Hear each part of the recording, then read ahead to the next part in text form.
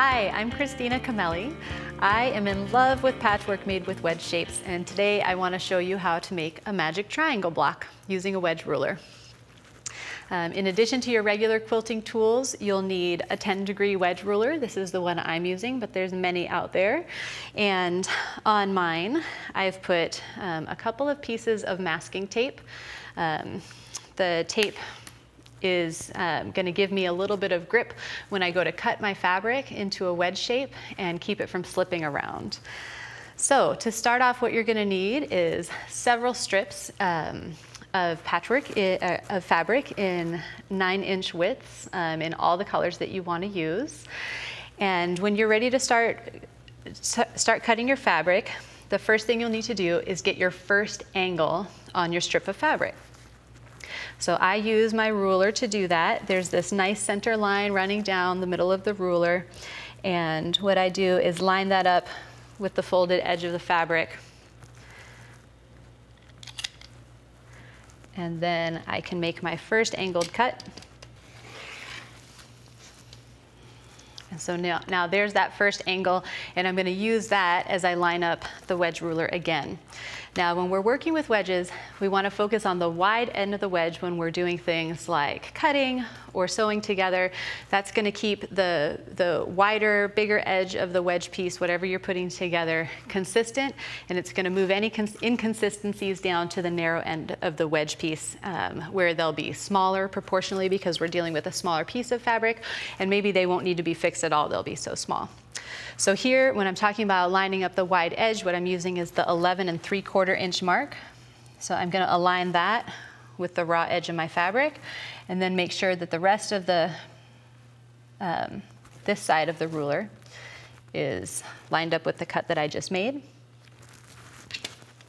And when I make these cuts, I try to keep a couple of fingers on the ruler and a couple of fingers off to keep it from sliding around.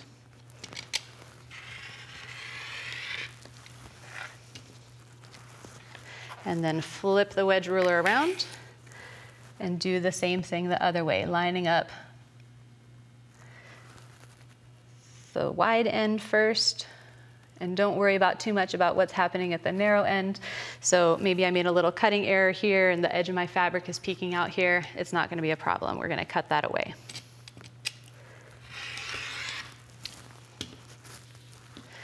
Okay, so after you've got a bunch of the wedge shapes that you want to quilt, that you want to work with, we're going to start sewing them together in pairs. And just like when we were cutting, we're going to focus on the wide edge first. So I'm going to take my two pieces and make sure that the wide edge is nice and lined up. And again, there might be a little variability down here at the narrow end, no problem. And then I'll take that over to the sewing machine and stitch it together following the 1/4 inch seam.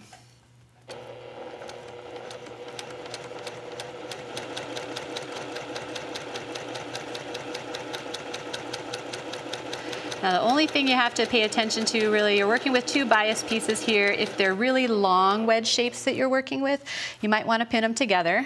With shorter wedge shapes like this, I don't think you need to, but that's all up to you and how much precision you need out of your patchwork. As you get down to the narrow end, you'll just want to make sure that your work isn't sliding away from you.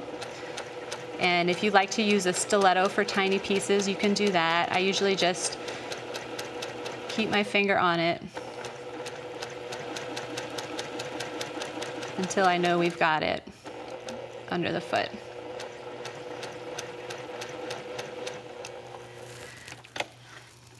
And then you'll have a little pair. And once you have 3 pairs sewn together, that's where you'll stop. And you'll have a wedge set like this. So here you've got 6 10-degree wedges. So if you add 10 together 6 times, you've got a 60-degree piece, a 60-degree portion of a circle. We want to check to make sure everything lines up right when we go to put the final block together. We're going to check that this is 60 degrees before we go any further. If you have a cutting mat that has a 60-degree mark on it, you can use that, and let me show you how.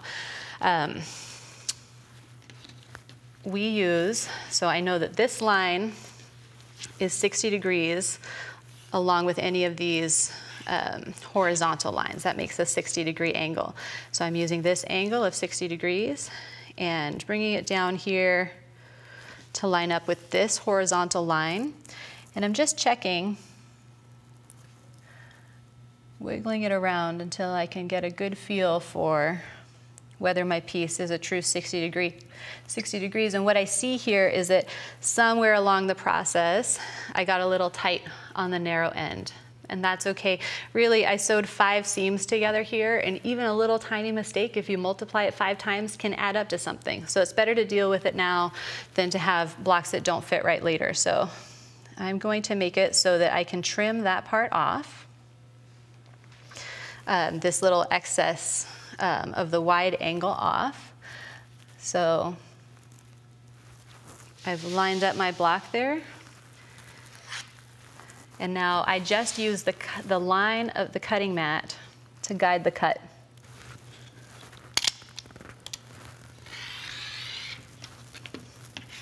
So that's just a little bit coming off there, and I'll leave that lined up. Oops, I am moving this one all around, but it's gonna be fine. And then I'll do the same thing over here.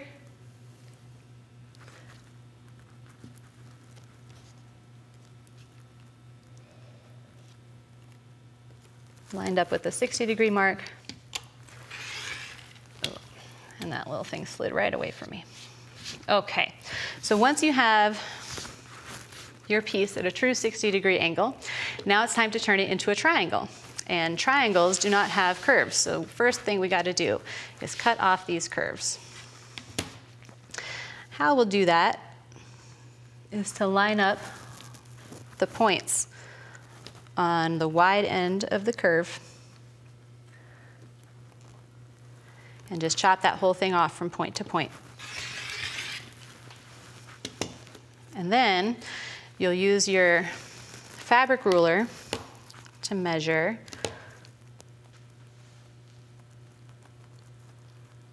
let's see. This is going to say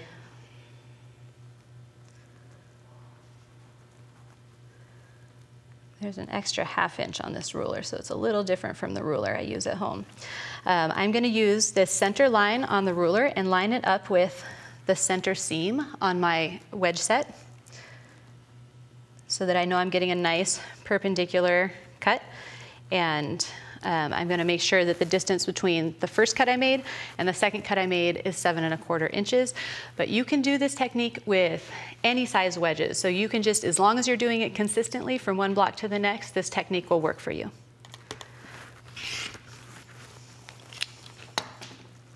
All right. So then we've got this. It's almost a triangle. We just need to fill in this little point. So we'll take a square of fabric and lay it down there, centered so that you have a little bit of raw fabric on either end, and stitch those together.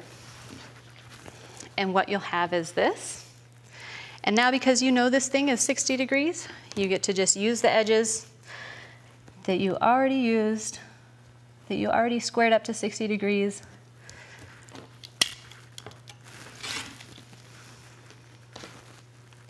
To finish out the triangle.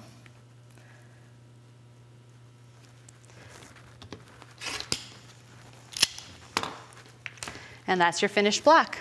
Now, once you have a ton of these, you have the fun of rearranging them and rearranging them and rearranging them.